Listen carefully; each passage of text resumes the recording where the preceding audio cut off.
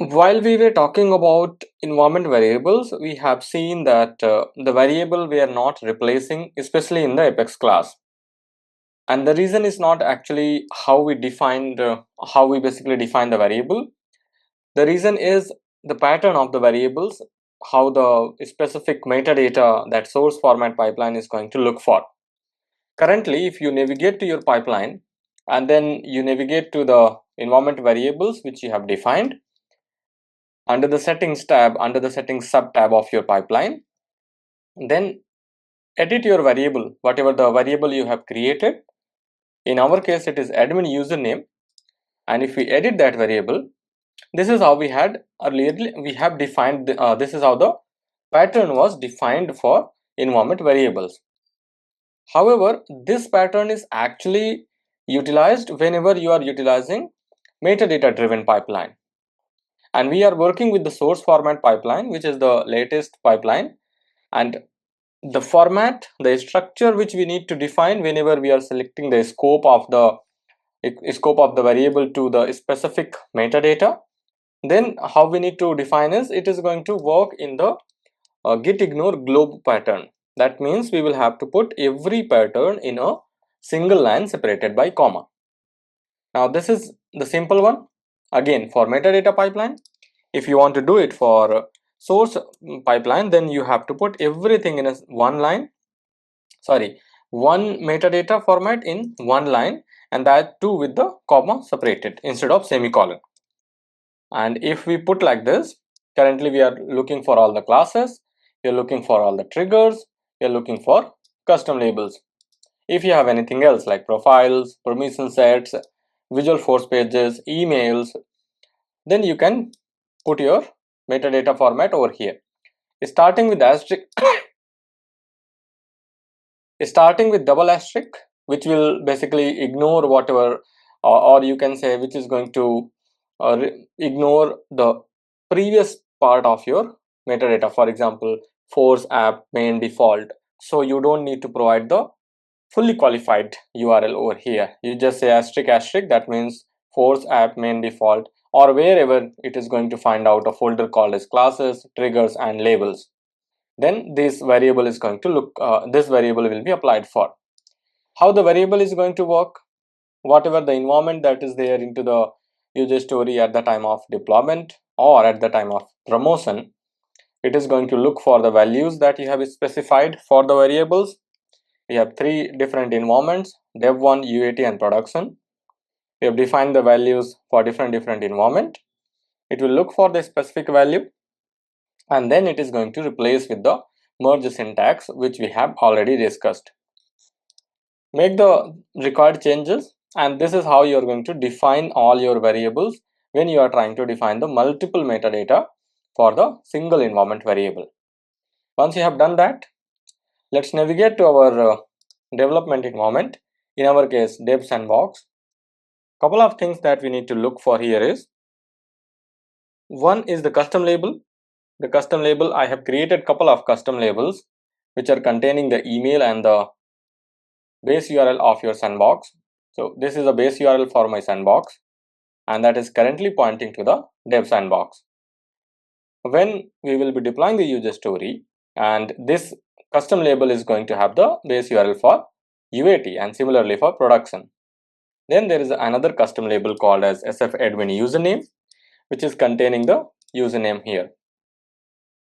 And we also have one Apex class, and that Apex class is actually containing the that Apex class is email util, and it has got the variable which is PantherSchool@outlook.com.dev. Make sure that the value that you have into your Apex class or custom labels or any other metadata which you are trying to replace with the environment variable, that is exactly matching with your environment variables which you have defined. In our case, for dev1 it should be .dev1 instead of .dev, and similarly for custom labels as well, we can check this is for URL. So make sure that you are using the correct value for your metadata into the Apex class, into Visual Force pages, LWC, or anywhere which you wanted to replace with. Once you have all your metadata ready, navigate to the user story. I already have created a user story with the title as environment variables demo. And now we are going to commit those three metadata components. We have already committed. There is an email template, there is a class. We also need to commit the custom labels which we have created. To commit the changes, we know that we need to click on commit changes.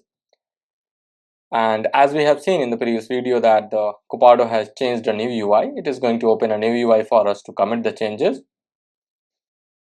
So these are the previously committed changes which we have committed into the user story. And how we went here, we just clicked on this quick find box, and quick find. Under quick find we have found a button get previously committed. You will also see that, or on the top left there is a drop down which says that what kind of changes you want to get from the selected environment.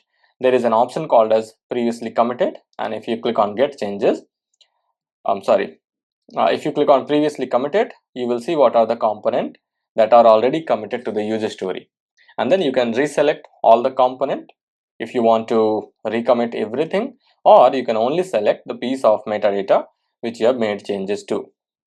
Then click on commit changes on the top right and toggle this checkbox for recreate feature branch. We just want to make sure that we are getting the brand new feature branch.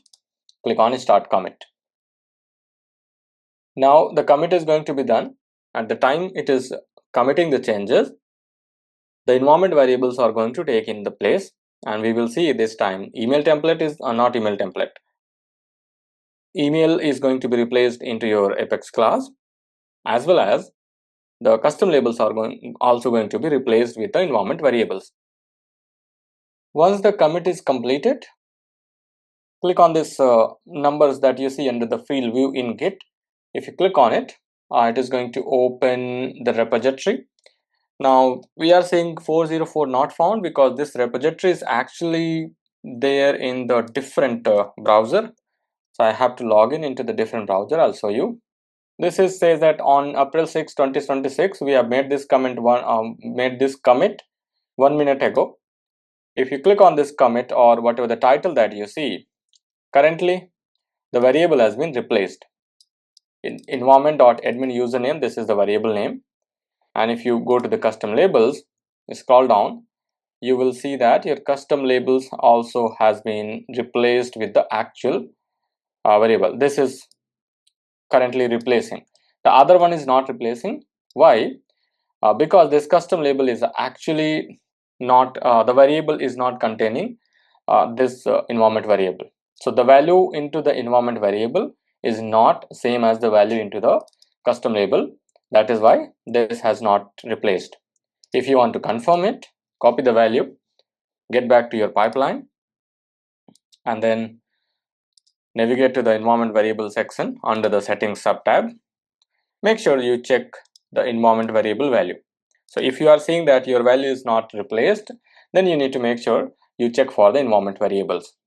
And that is what we have seen. The value is not matching into the custom label, and that is why the environment variable has not replaced with the merge syntax. And that's how you will be utilizing your environment variables, and you will be reducing the manual effort which will be done by the developers as well as by yourself in some cases.